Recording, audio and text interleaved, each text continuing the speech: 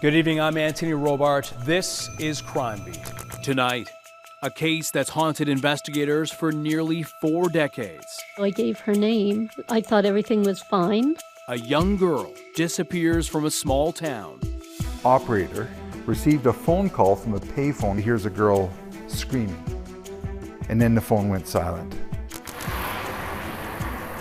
I want you to search every ditch, every coulee, every barn. People say don't feel guilty. It's not your fault. How can you not feel guilty? People think that after a certain amount of time that you're healed. That's just simply not the case.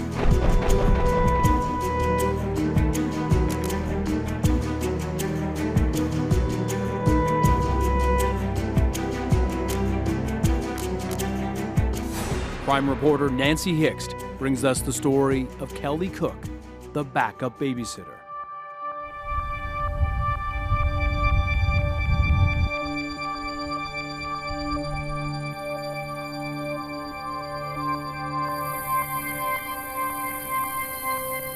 Standard is what you think of when you think rural Alberta.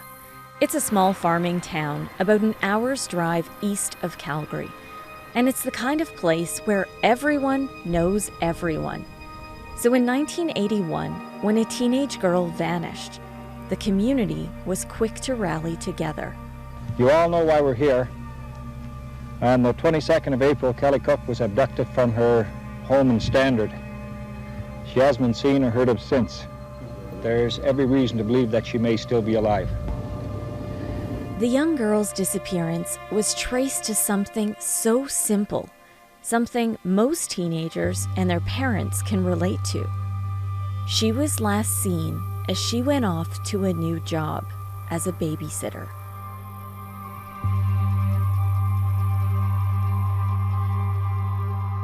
Kelly Cook was a bright-eyed 15-year-old girl with aspirations of one day becoming a lawyer. She was known as an old soul, happy to hang out with adults and talk about social justice issues. Well, she was a good kid. She was very good at school, and she had plans for the future. She always was like that. Even when she was tiny, she was 3 going on 90 always. She was very smart. Early in the morning of Wednesday, April 22nd, 1981, Kelly was busy getting ready for school when the phone rang at the Cook house. Kelly answered, but there was no one there. A few minutes later, it rang again. When Kelly picked up the second time, there was a man on the line. He said his name was Bill Christensen. He was looking for a babysitter that night from 8:30 until midnight. When she asked, calls out to Mom and asks if she can babysit, and so then Mom said, go to school and see if anybody knows who this person is.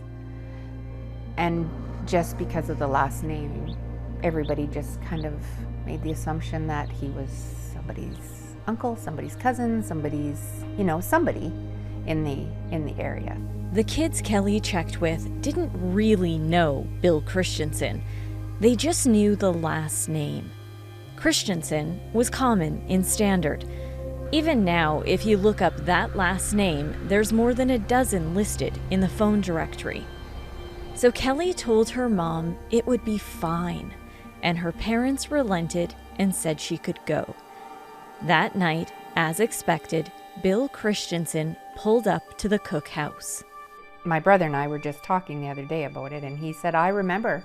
He said, I stood at the top of the stairs, and he said, I remember what she was wearing and everything that night. And he said, she called back to Mom and said, see you later. And Mom would have said, call me when you get there, and she walked out the door.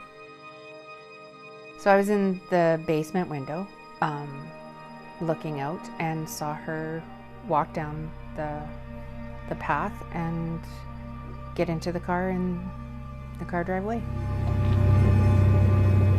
Like in many households with teenagers, there was one single very important rule in the Cook home. Whenever Kelly or her sister would go babysitting, the girls were expected to call and let their parents know they had arrived safely. Kelly's parents waited and waited for her call. It never came. I would say within the hour, she started to worry, to wonder why the call hadn't come. And she started to phone local people who would have some idea if there was anybody new in the community. The lady who worked at the bank, the lady who worked at the store, the lady who worked at the post office. Like, she contacted all of them hoping that they would say, oh, yes, you know, Bill Christensen, yeah, he moved here a month ago and he lives wherever. And of course, none of them could tell her that. And I know when I went to bed 10 or 10:30 that she was phoning around. Just after midnight, around the time Kelly should have been back from babysitting, her parents called police.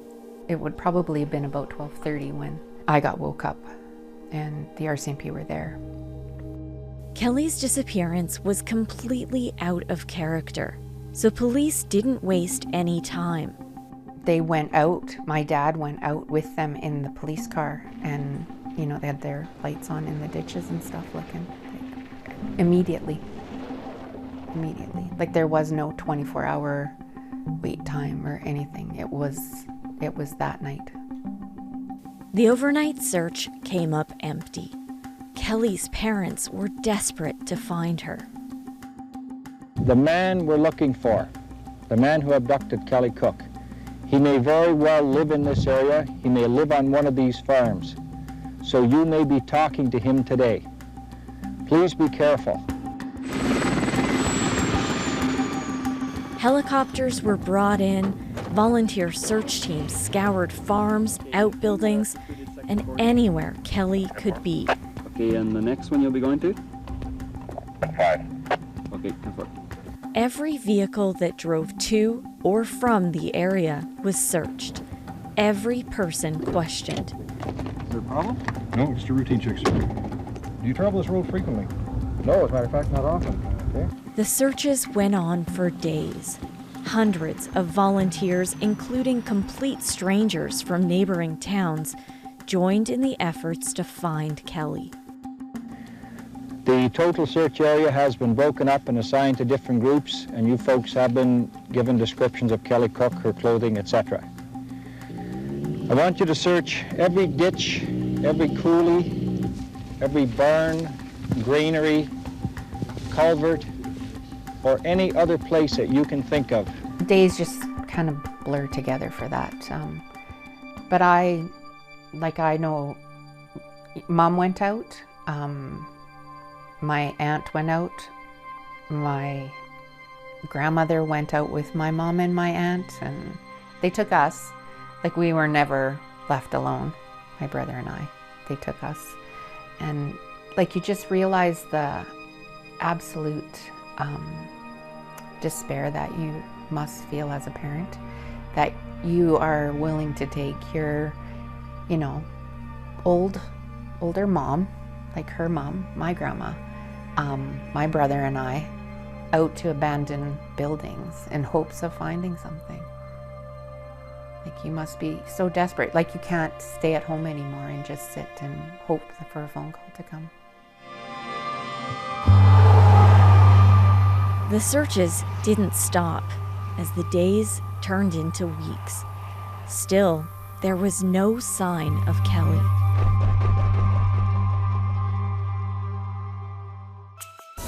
Coming up on Crime Beat, an eyewitness comes forward with a description of Kelly's abductor.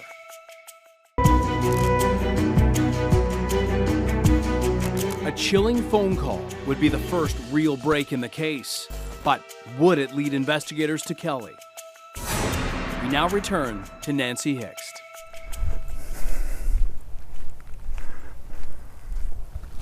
Come on, Tim! Earl Peters was one of the original investigators assigned to Kelly's case. Peters is now retired. But nearly 40 years later, he still knows all the facts in this case. Peters became an RCMP officer in 1967. So by the time he was assigned to Kelly's case in 1981, he had 14 years' experience under his belt. Peters still has all of his notebooks from back then. That's your original notebook for that? This is number one in that particular investigation. This is my Bible. Oh. Okay, so this is, and no, you can't have it. No, you can't see it. But I will refer to it. We were getting so many tips. I can't even begin to remember how many, from like clairvoyance. And I remember one that said, oh, she had this vision and Kelly was tied to a tree and animals were eating her. And of course that wasn't true. But again, you dare not investigate those things. There wasn't a day that the police weren't at the house. There wasn't a day that the media wasn't at the house.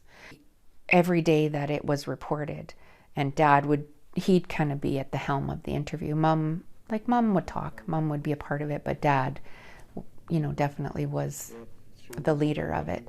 And at the end of every interview, he would talk to Kelly through the camera, in hopes that, he'd say to her, we're looking, don't give up. So every day there was that in the house. Police report no new leads in the abduction of 15-year-old Kelly Cook from her home in Standard 6 weeks ago. An RCMP spokesman tells CFAC News the case has hit a dead end and police are appealing to the public to gain further clues. Kelly Cook was abducted from her home April 22nd by a man posing as Bill Christensen, who picked her up to babysit. The first real lead came to police from a phone operator. The operator saw Kelly's case in the news and immediately came forward to investigators.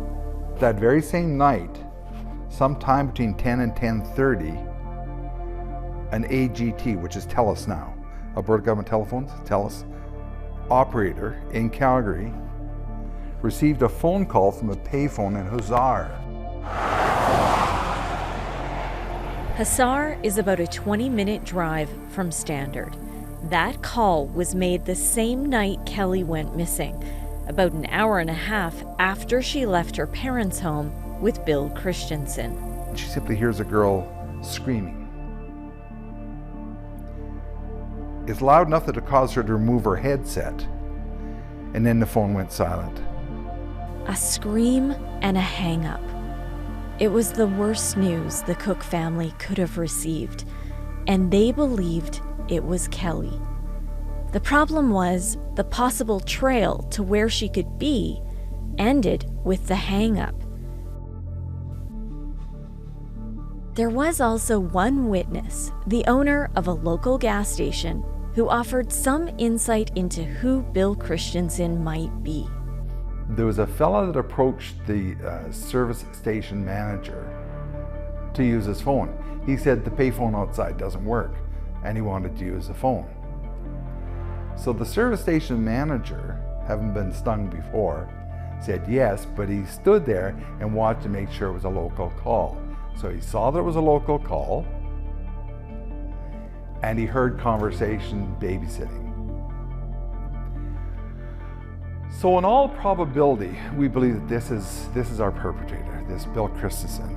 That was the first really detailed physical description of the man believed to be Bill Christensen.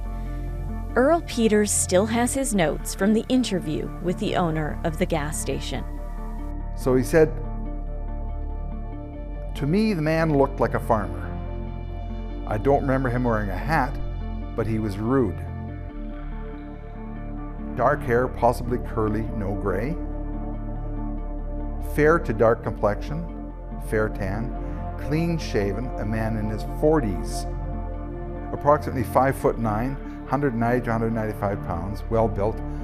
Sounded as if he knew the people, that's why I thought he was a farmer. From that description, police were able to create a composite sketch of Christensen. That sketch became a key factor to how the investigation unfolded. But even after it was released, the police manhunt for Christensen came up empty. We investigated Bill Christensen's all across Canada, and I think that we investigated at least 35 of them. So Bill Christensen was just a name we believe that he used. The man was a phantom. No one knew him. No one knew where he might live or why he may have taken Kelly. After the break on Crime Beat, a major development in the case came from a group of teenagers who lived several hours away from Standard.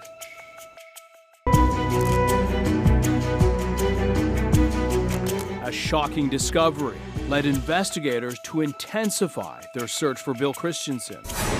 We now return to Nancy Hixt. Nearly 2 months after Kelly disappeared, her family was given the worst news possible. My dad was at work, and the RCMP had actually gone to Dad's work and told him that they had found her, and that he needed to go home, obviously, and tell everyone, but that the news media did have the information as well, and that there was a risk that if we were listening to the radio, that's how we could have found out about it. And so one of Dad's co-workers and friend drove him home to tell us. And of course, he comes home in the middle of the day, and we knew why he was home. Do you remember the conversation?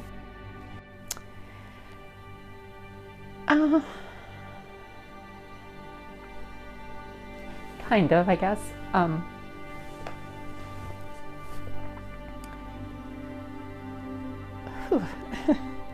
Takes you back.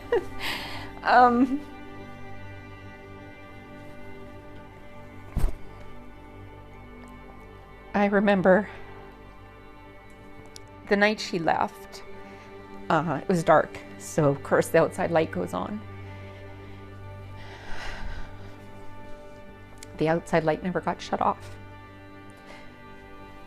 And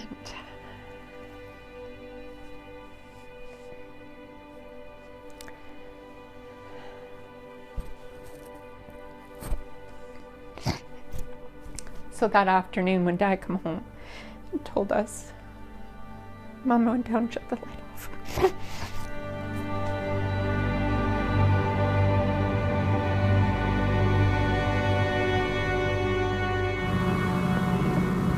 Kelly's body was found June 28, 1981. Investigators said it was obvious someone had gone to a lot of work to make sure Kelly would never be found. Every intent was made to ensure that she wasn't found. It's just that the perpetrator, Bill Christensen, was somewhat ill-informed in what he had to do to dispose of the body. She was found on the shore of Chin Lake, which is an irrigation reservoir south of Tabor, a 2.5-hour drive south of Standard.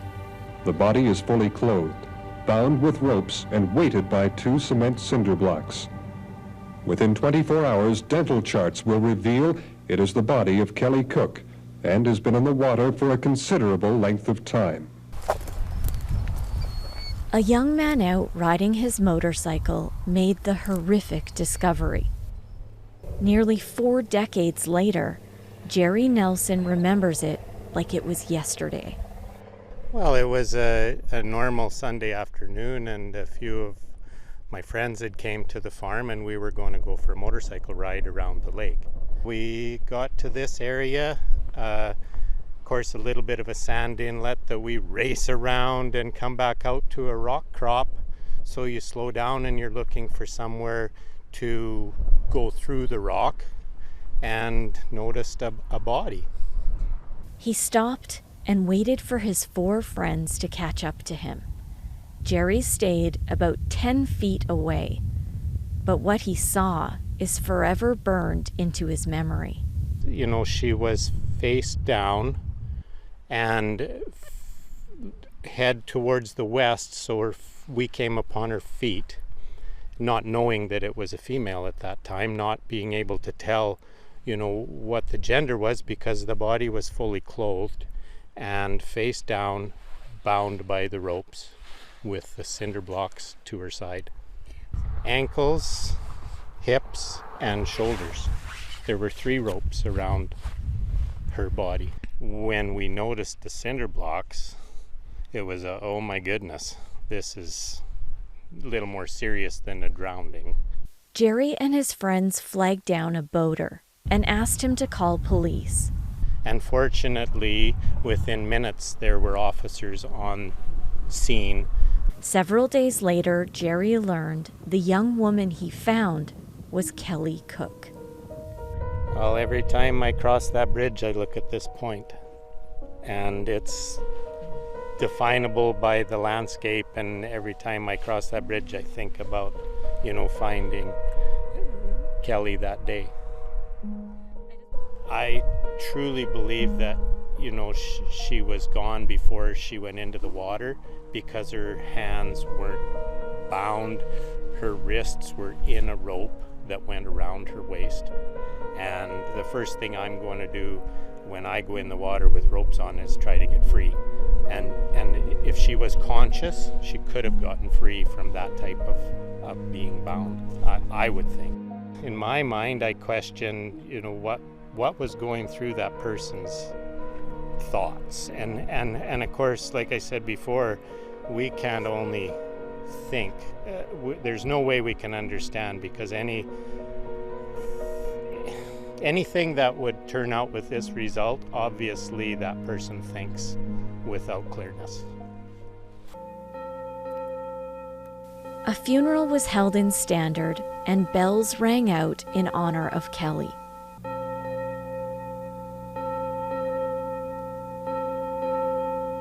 The church was filled to capacity.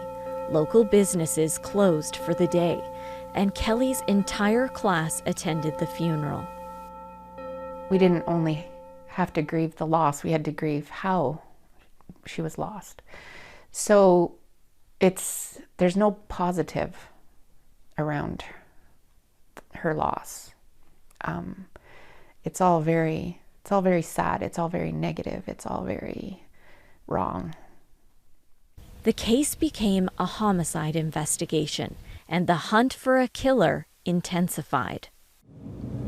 The circumstances of this case indicate that the suspect did not act spontaneously or take advantage of a circumstance to commit this offense, but rather stalked his victim and carried out the offense according to some perverted plan that he had. The use of the name Bill Christensen is thought to be an alias, and it is a very, very common name in the community of Standard. And the use of this name, again, would indicate to us premeditation. I can remember as a child watching a TV news special about Kelly's case.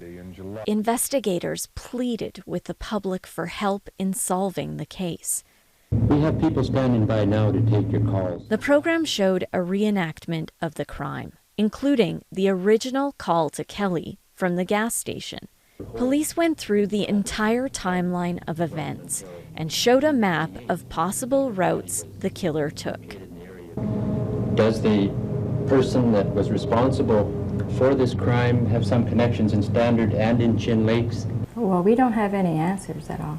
You know, when there's only one person that does have them. Until that day that he's caught or whatever. This is all we'll ever know, which is nothing. As it gets longer, there's less and less chance of solving it. No matter what is said or done right now, nothing will bring Kelly back.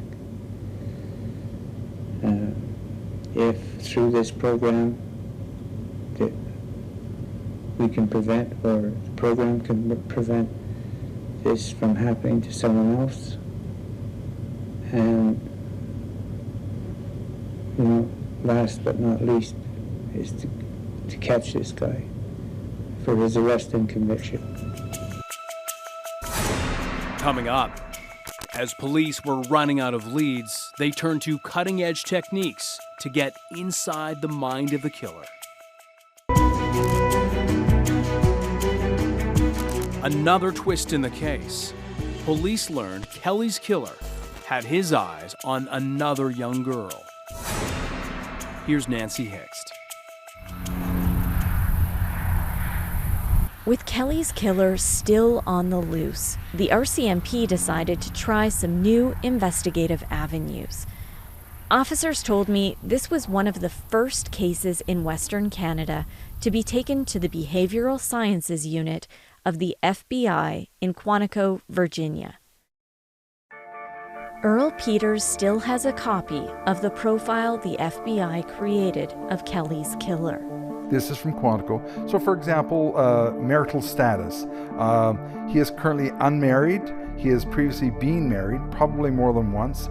Each of the previous marriages ended bitterly, with the offender exhibiting a great deal of animosity toward his spouse. It is probable that the offender frequently abused his spouse or spouses and came to the attention of law enforcement as a result of domestic disturbance complaints. Personally, I find it interesting, but I'm not prepared to put all my eggs in that basket. It's an educated guess. Still, the profile provided a lot of information about who Bill Christensen might be, and police couldn't ignore it. In the meantime, that generic composite sketch of Bill Christensen that was released earlier created an investigational nightmare. When the composite drawing was released, we were just flooded then with tips. So-and-so looks similar to the composite drawing. Probably from day one that the composite drawing was released, we were backlogged by 500 tips for the next 2 years or more.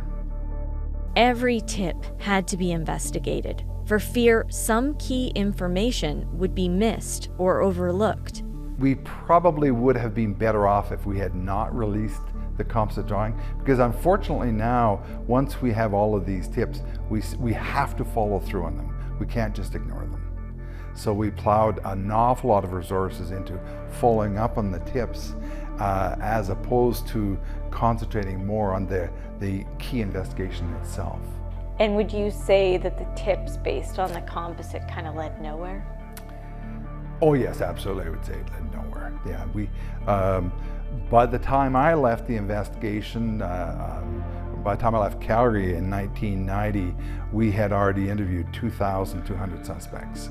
The vast majority of them would look similar to the composite drawing. 2,200 suspects by 1990. As new tips rolled in, that suspect list continued to grow. Unfortunately for police battling against time, some of the tips were completely made up. Unfortunately, some people do use the police for a vendetta. They're going to cause grief to ex-spouses or bad neighbors or whatever. Again, it's not, you can't just dismiss it though because you think that's what it is.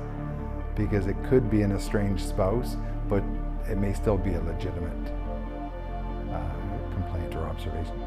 Many tips came from people who genuinely wanted to help, knowing this could have been their child. When you look at Kelly, you say, well, this could be anyone's daughter. She wasn't living a high-risk lifestyle. She had done everything that she reasonably could do, and yet she still fell victim to it. So I think an awful lot of people could see their own daughter being caught up in this. Is there ever been anybody who you're like, oh, well, I think it could be this person, and like you have one person in your mind, or no? You know, there's not one, several. There's a number that are really very interesting. By now, I'm sure you've figured out Kelly's case has never been solved. After nearly 40 years, the killer has never been caught. What most people don't know is Kelly Cook was not Bill Christensen's first choice. Kelly was the backup babysitter. His first pick was a 17-year-old girl that I'll call Stacy. For safety reasons, we aren't revealing her true identity. Stacy was well known as the top babysitter in the area.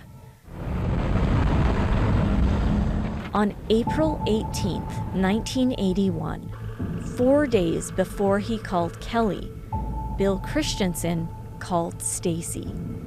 He asked her to babysit for him and his wife that evening, but Stacy wasn't available and turned him down. Bill Christensen went on to ask for recommendations of other babysitters. Stacy passed along 2 names. One of those was Kelly Cook. The teenager didn't think much more of it until a few days later. On April 23, 1981, Stacy got up and went to school like any other day. But when she got there, an announcement was made over the school intercom.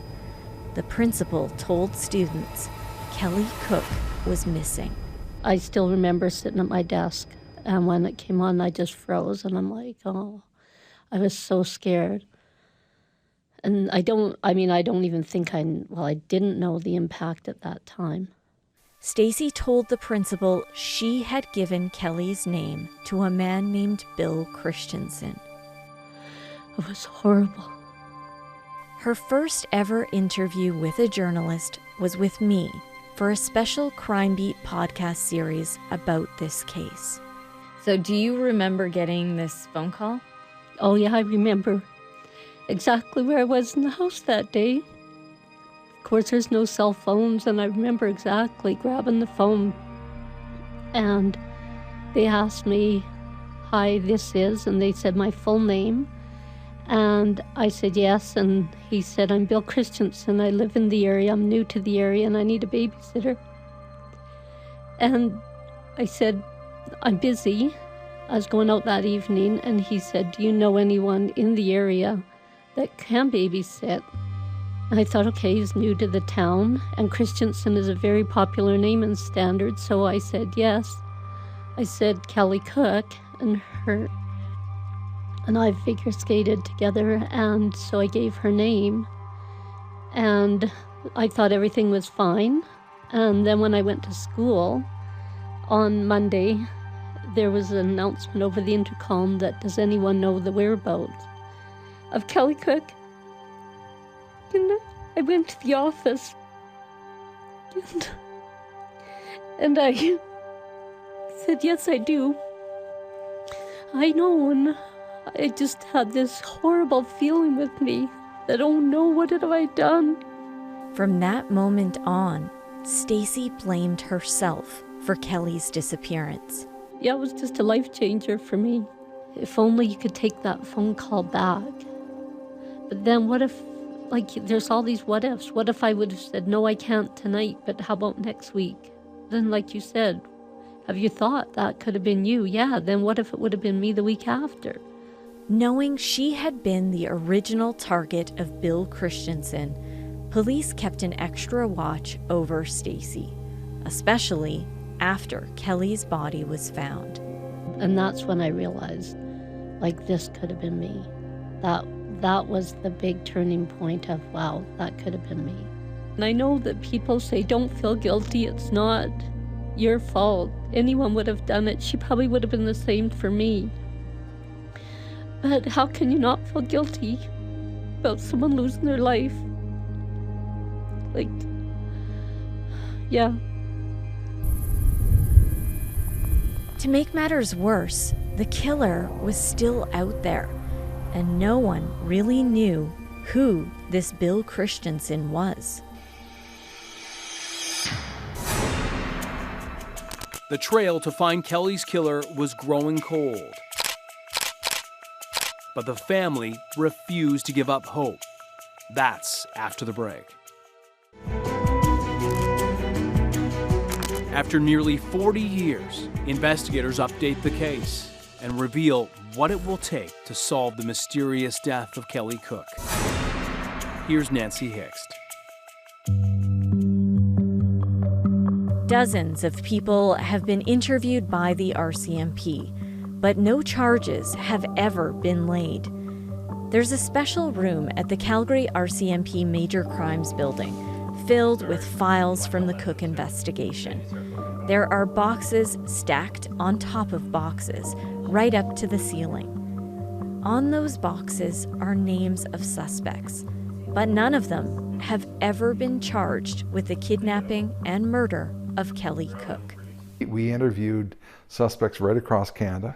We went to quite a few of our maximum penitentiaries, interviewed people there that had been convicted of murder, could potentially be involved. There have been suspects that appeared more interesting than others, and we devoted a tremendous amount of resources to them, but ultimately eliminated them as well. The question is, after all these years, what will it take to move this case forward and bring justice for Kelly? This file is not concluded, should not be concluded. This file should only be concluded when the perpetrator is either caught or presumed dead. Do you still have hope that it could be solved? Absolutely. You know, until another 30 years passes and then in all probability he's dead, one would remain optimistic that it could be solved. And that, of course, is why I'm cautious about what I say, because we want to make sure we have the ability to successfully prosecute. So what do you think it's going to take to solve this? Maybe a deathbed confession. I have to kind of believe that after all these years that this person, known as Bill Christensen, who knows what his real name is, has probably never confided to anyone. So often we will get information from a spouse, a family member, etc., but we haven't got that. So I think this person has kept it to themselves. Now, is that because they've died? I don't know. Earl Peters told me what police really need is the name of the killer, the correct name. In the meantime, RCMP officers are still investigating. I now have 2 investigators who are assigned to Kelly's investigation, and currently they're working on some new tips that have come in over the last year since we did the podcast. Staff Sergeant Jason Zazalak runs the Serious Crimes branch of the Alberta RCMP. He told me the podcast series led to several investigative avenues to explore. I think it's possible that the person responsible is somewhere within the newer tips, and the investigators, as they work through these carefully, that's what we'll be seeking to find this person. And ultimately, we would like to, if the person is still alive, be able to sit across the table from them in a proper interview and convince them that now is the time to tell the truth. Now is the time to explain whatever happened on that day, in those days. Now is the time to tell us. And whatever consequences come of that, it's time. Zazalak said Kelly's case remains a priority, and there are some proactive strategies happening, including further DNA analysis. The first step in that will be consultations with our forensic laboratory. These are all items that have been tested already. And so the danger that we run is that each time you test one of these exhibits or items, especially when you're looking for something like DNA, you're actually destroying a part of the exhibit in the examination process. So we don't have an unlimited number of tries. And we have to be very critical, very discerning about the resubmissions. Before that retesting takes place, police plan to exhaust all tips.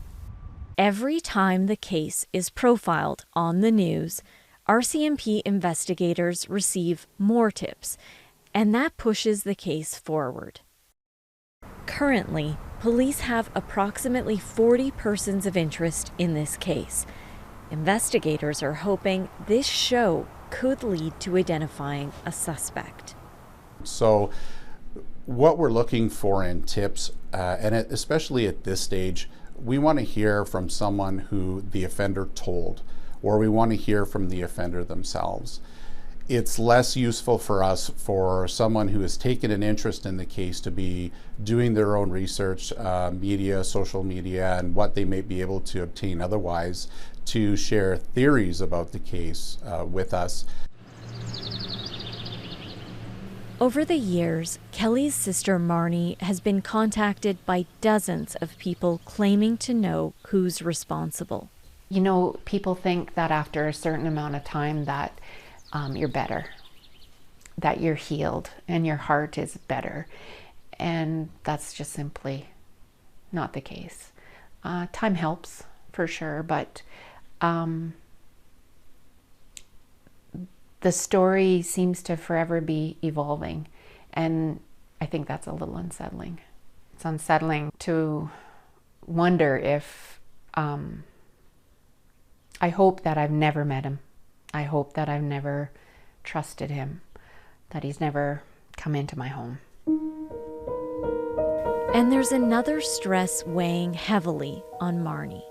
While she wants justice for Kelly, she also struggles with worrying what horrific details she would learn if the killer is caught. I'm still conflicted. Part of me for sure does not think it's fair that this individual is living, you know, could be living a fabulous life. Could be doing this to other people, other families. So that's what's haunting. And then there's a part of me that not really sure you want all the answers. And I don't think they're good. I don't think the answers are good answers. Like they would, how could they be, right? The ultimate result wasn't good. Kelly's family has done the math. They know time is running out for the killer to be caught and brought to justice. The original investigators of this case felt Bill Christensen was between 30 and 45 years old back in 1981. If that estimate is accurate, the killer would now be around 70 to 85 years old. My dad wanted justice on earth and, you know, wanted him to pay and wanted people to see that he paid. Whereas I believe that even with that justice, the ultimate justice, he'll get somewhere else. That's what I believe. I also think a part of it is you go back 38 years, and I know for myself, a lot of my memories are like almost like snapshots of what I listened to or what I've made myself remember. The memories aren't clear anymore. So, you know, even to remember her as a person, I don't have that memory anymore. I have like a picture. I have a snapshot of what I think I know what she looked like because I have a photo of it. But to actually know how she looked or how she walked, or those memories are gone because it's been so long. Nearly 4 decades after their nightmare began, Kelly's family can only hope someone will finally come forward with the tip needed to catch her killer. There's a significant cash reward for the tip that leads to the arrest and conviction of Kelly Cook's killer. The reward fund is now over $130,000. If you have information about who killed Kelly Cook, contact your local police agency, the RCMP, or call Crime Stoppers. I'm Anthony Robart. Thank you for joining us tonight on Crime Beat. Want more on this Crime Beat episode? Listen to my Crime Beat podcasts now for free on Apple Podcasts, Spotify, or wherever you find your favorite podcasts.